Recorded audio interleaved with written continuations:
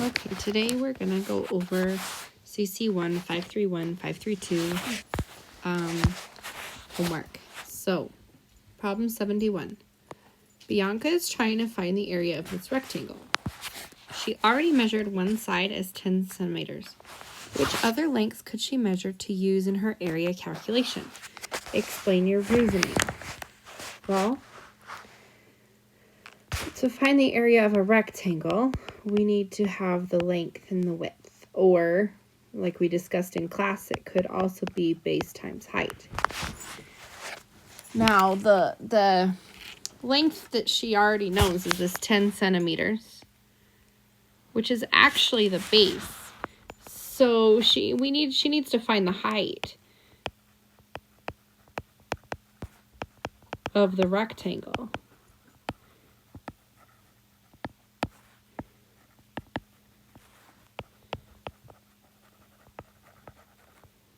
So that leaves, remember, the height or the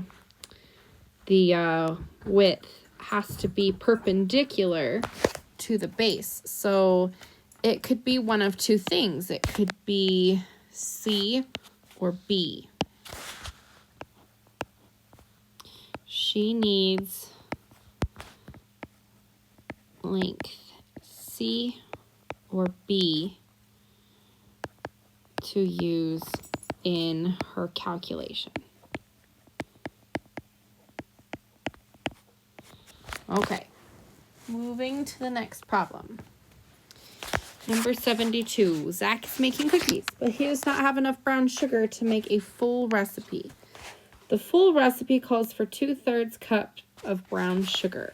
If Zach has enough brown sugar for 3/5 of the full recipe, how much brown sugar does he have? Well, I need to represent the 2/3 cup of brown sugar the recipe calls for with a diagram. So I'm going to use this diagram. This is 1 cup, and he has 2/3 of it. Okay, now for part B, I have to represent the portion of brown sugar that Zach has if he makes only 3/5 of the recipe. So I have to separate my diagram into fifths and shade in 3 of them. Okay. So part C, what mathematical operation should Zach use to find the amount of brown sugar he has? Write an expression and calculate its value. Well, this is a multiplication problem. 3/5 of the recipe. The recipe is 2/3 cup. We need to figure out 3/5 of that recipe. 3 times 2 is 6. 5 times 3 is 15.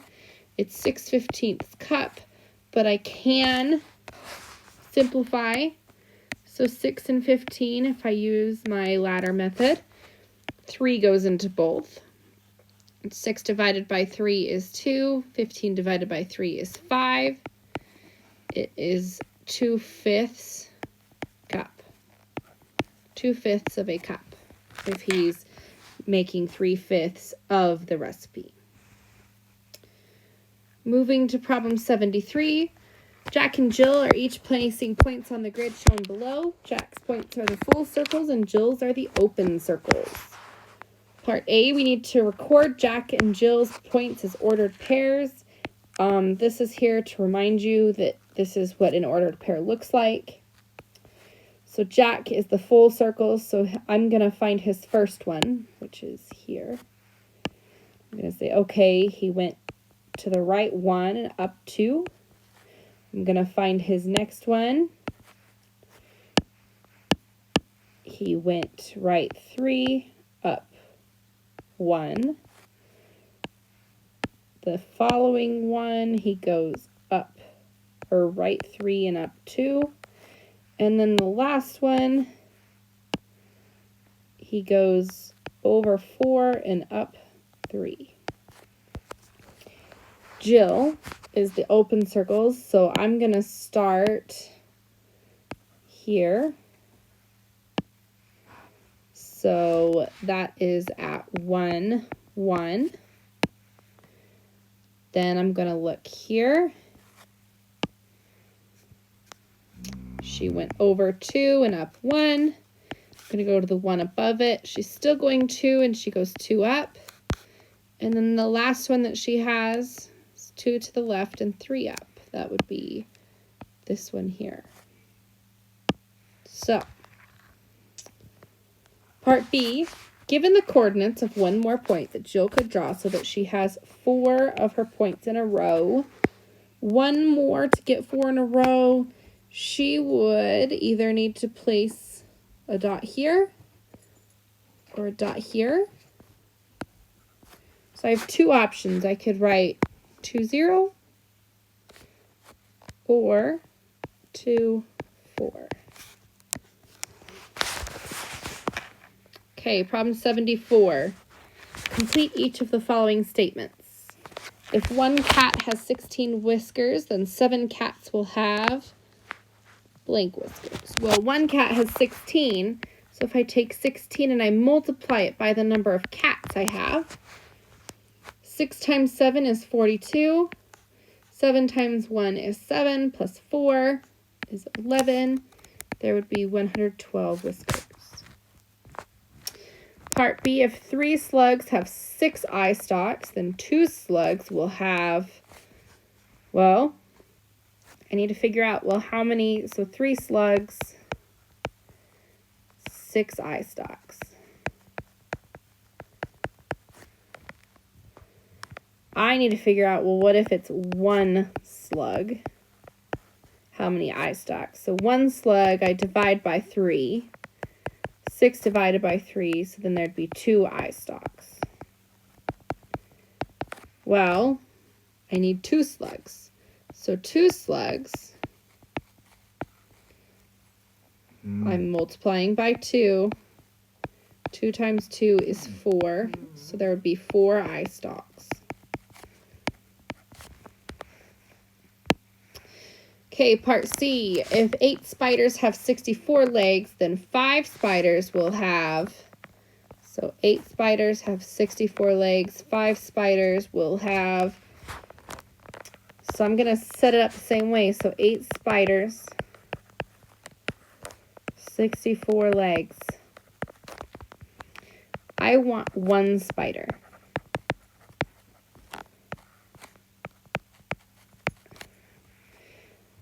Well, to get from 8 to 1, I have to divide by 8. So 64 divided by 8 is 8. So 1 spider has 8 legs. Well, ultimately, I'm trying to figure out 5 spiders.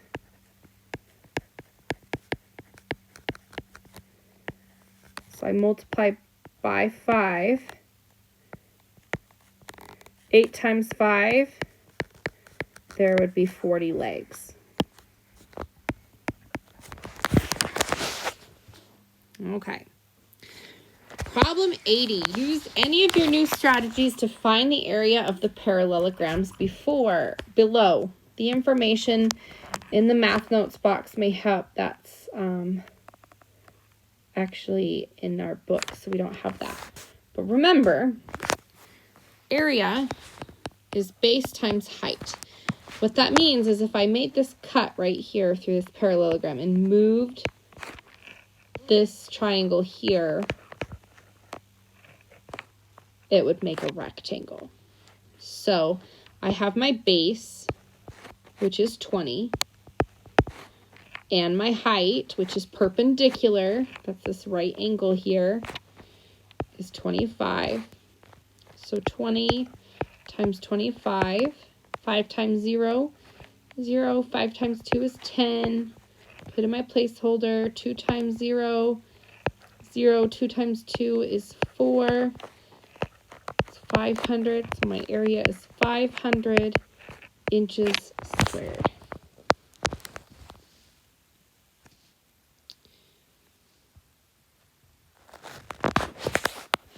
Okay. So, I have these mixed up. This was part B, this second shape. I want my base and my height. My base is 10. My height is perpendicular, so it can't be the other 10. It has to be the 8. 10 times 8 is 80. It's area, so it's millimeters squared. Okay, Jill lives 3.5 miles away from school. One morning, her friend was giving her a ride. When they were 2/3 of the way to school, their car broke down and they had to walk the rest of the way. Draw a picture to help you figure out how far they walked. So they drove 2/3 of the way, which means that they walked 1/3 of the way. So I have to take what they walked of how far they needed to go. So I'll rewrite that. So 1/3 of how far they needed to go. Okay. Of means to multiply, so it's 1/3. I have to change my improper fraction, or my mixed fraction, into an improper fraction. So 3 times 2 is 6, plus 1 is 7. 1 times 7 is 7. 3 times 2 is 6. If I change that back into a mixed fraction, they had to walk 1 1/6 mile. Okay, for problem 82, we are multiplying. I do need to, it says to estimate an answer and then multiply each set of numbers to see how close you were. So, I'm going to estimate that if this were 2 times 1, I'm going to round down, that would be 2. And then my highest one is if I round up 3 times 2, which would be 6. So I'm going to estimate around 4. Okay, so because it's about halfway between.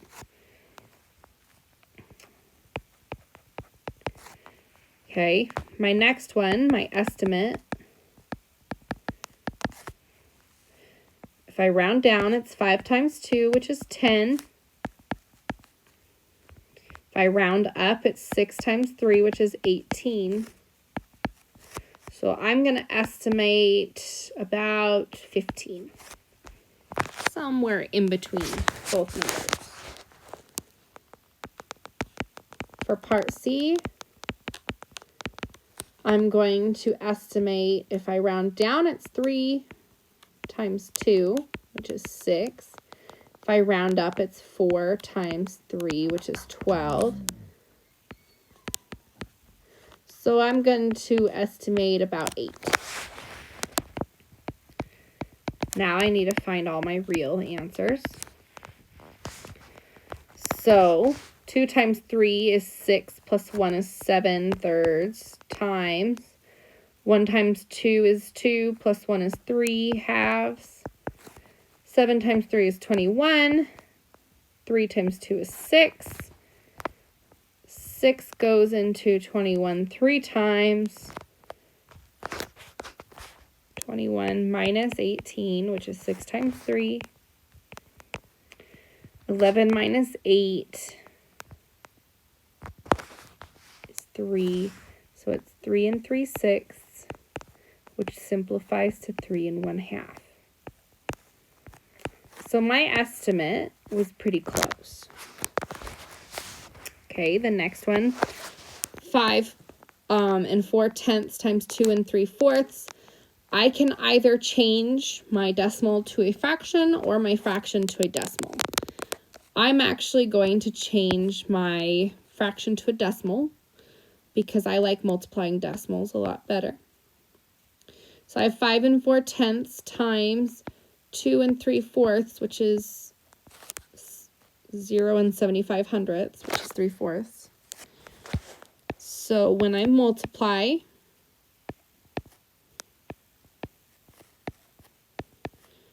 four times 5 is 20. 4 times 7 is 28. Plus 2 is 30. 4 times 2 is 8. 9, 10, 11. Put in my placeholder. 5 times 5 is 25. 5 times 7 is 35. Plus 2 is 37. 5 times 2 is 10. Plus 3 is 13. I add. And then I have 1, 2, 3 numbers. If I do this, 1, 2, 3 numbers behind the decimal. So I move my decimal point 3 places over. It equals 14 and 85 hundredths, which is pretty close to my estimate again. Okay. Part C, I'm multiplying decimals again. 7 times 1 is 7. 7 times 3 is 21. Put in my placeholder. 2 times 1 is 2. 2 times 3 is 6. I add. 7 plus 0. 2 plus 1. 6 plus 2. Like before, I have 1, 2 numbers behind my decimal. My decimal point moves 2 places. So it equals 8 and 37 hundredths. And again, it's pretty close to my estimate. Okay, problem 83. Joanna is planting tomatoes in the school garden this year. Tomato plants come in packs of 6. I can't get more than 6. I can't get less than 6. She needs 80 plants in the garden, and she already has 28. So how many packs does she need still? Okay, so I have to take what I have and subtract what I need and subtract what I have. So I have to borrow a 10. 10 minus 8 is 2. 7 minus 2 is 5. I have to figure out how many packs of 6. So it's 52 divided by 6. 6 goes into 52 7 times. It's 48. No, 8 times. Sorry. 6 times 8 is 48. So I have to borrow from my 5. 12 minus 8 is 4. I'm going to add my decimal and drop my 0. 6 goes into 40 6 times, which is 36. 40 minus 36 is 4. It's going to keep on going. So she needs 8.66 packs. But we can't do that at the store, so I have to round up, because if I round down, she's going to have too few, because she needs more than just 8 packs. She needs more than half of the next pack. So really, she needs 9 packs of tomato plants.